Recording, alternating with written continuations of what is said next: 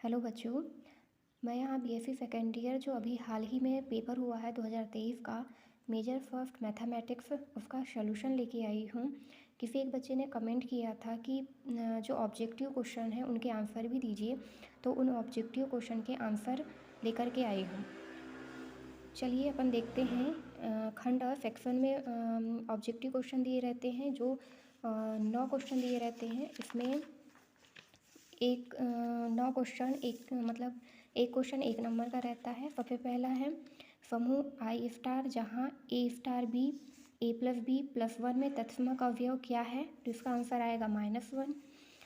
दूसरा है सभी जी बिलोंग्स टू जी के लिए एच समूह जी का प्रसमान उपसमूह होगा यदि और केवल यदि, तो इसका आंसर आएगा G H G inverse equal H. Third number का है यदि F G tends to G डेफ एक समूह समाकारिता है और ई एवं ई डेफ क्रमशः समूह जी और जी डेफ में तत्समक अवयव हो, तब बी नंबर का आंसर आएगा एफ ई इक्वल ई डेफ।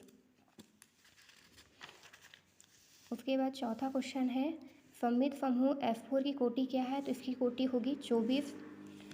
पांचवा क्वेश्चन है निम्नलिखित में से कौन सी संरचना एक क्षेत्र नहीं है, तो I प्लस स्टार एक संरचना है, वो क्षेत्र नहीं होगी। छठवां क्वेश्चन है यदि क्यू आर पी क्रमशः परिमेय वास्तविक और सम्मिश्र संख्याओं के क्षेत्र हैं, तब निम्नलिखित में से कौन सी बीजीय संरचना एक सदिश समष्टि नहीं है, तो इसका आंसर आएगा सी आर। देख सकते हैं सी आर।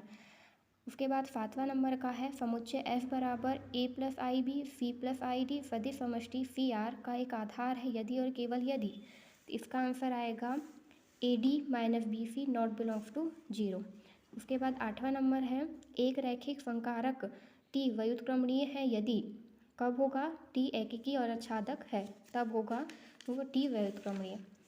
9वां नंबर का क्वेश्चन है एक वास्तविक वर्ग आव्यूह ए बराबर ए आई जे एक गैर विलक्षणी आव्यूह कहलाता है यदि, तो इसका सी नंबर का आंसर आएगा A mod not equal to 0। उसके बाद मैंने यहाँ पे यूनिट बाय यूनिट क्वेश्चन को बताया है कि किस यूनिट से पूछा गया था। तो सेक्शन बी, इसमें जो क्वेश्चन है बीजगणित में ब्रह्मगुप्त की उपलब्धियों पर एक संक्षिप्त टिप्पणी लिखी है, तो ये यूनिट 1 से क्वेश्चन पूछा गया था। दूसरा है एक समूह को परिभाषित कीजिए, तो ये भी यूनिट 1 का है। तीसरा है सिद्ध कीजिए कि यदि 0a बराबर n कुछ a बिलोंग्स टू g के लिए, तब a की पावर m बराबर e यदि और केवल यदि n m का भाजक है।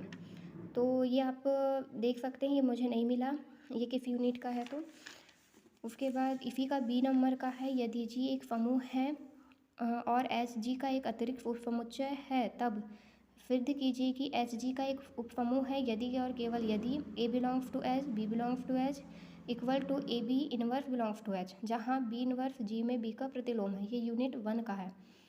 समूह समाकारिता का मूलभूत प्रमेय लिखे तथा सिद्ध कीजिए, यूनिट 2 का है। 5वां का ए यदि एच जी में 2 सूचकांक का उपसमूह है, तब सिद्ध कीजिए कि एच जी का प्रसमान उपसमूह है। ये कन्फर्म नहीं है, ये यूनिट 1 का क्वेश्चन हो सकता है। उसके बाद निम्नलिखित क्रमचय का प्रतिलोम ज्ञात कीजिए, ये यूनिट 2 का है। 6वां नंबर का ए सिद्ध कीजिए कि प्रत्येक परिमित पूर्णांकी प्रांत एक क्षेत्र होता है, ये यूनिट 3 का है। उसी का बी सदिश समष्टि को परिभाषित कीजिए, यूनिट 4 का है। परिरक्षण कीजिए कि सदिशों, आप पढ़ सकते हैं, यूनिट 4 का है।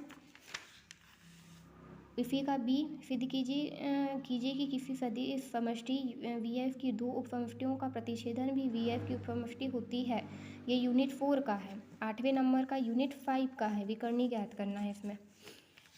उसके बाद सेक्शन सी गुणात्मक समूह यूनिट 1 का है। उसी का भी कि चक्रीय समूह होता है, उसको सिद्ध करने के लिए यूनिट 1 का है। उसके बाद सिद्ध कीजिए कि जो सी नंबर का क्वेश्चन है जी का केंद्र जी डेश समूह जी का प्रसमान समूह होता है, यूनिट 1। कैली प्रमेय यूनिट 2 और ये यूनिट 4 का है। 11वें नंबर का ए उसका बी यूनिट 5 का है, जातीय शून्यता प्रमेय। उसके बाद ये मेरे को नहीं मिला है, ये आप देख सकते हैं कहीं पर भी, ये मेरे को नहीं मिल पाया है। उसके बाद इसका बी मिला है, यूनिट 5 का है। उसके बाद ये जो सी है ये क्वेश्चन भी मेरे को नहीं मिल पाया है कि द्विघात प्रमुख कहाँ पे है। ये लैग्रांज विधि से दिया है और लैग्रांज रिएक्शन विधि, और जो अभी लैग्रांज रिएक्शन विधि शायद हटा दी गई है नई शिक्षा नीति के अनुसार। तो यहाँ तक अपना इसका सल्यूशन होता है। ठीक है, please like share and subscribe. Thank you.